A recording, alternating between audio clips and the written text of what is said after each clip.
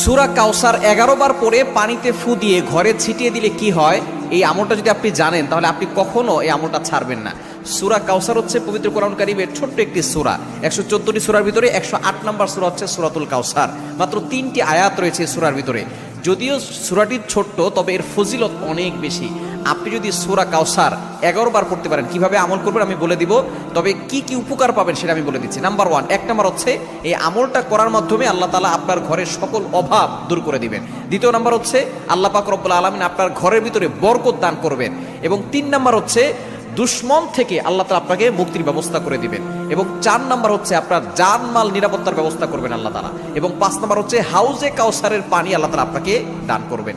কেননা এই সূরা কাউসারের ভিতরে ইন্না আতাইনাকাল কাউসার, হাউজে কাউসারের ব্যাপারে আল্লাহ পাক রব্বুল আলামিন বলে দিয়েছেন যে এটা নবী সাল্লাল্লাহু আলাইহি ওয়াসাল্লামকে আল্লাহ তাআলা হাদিয়া দিয়েছেন হাউজে কাউসার। একমাত্র আমাদের নবীজি সাল্লাল্লাহু আলাইহি ওয়াসাল্লাম তার উম্মতদেরকে হাউজে কাউসারের পানি পান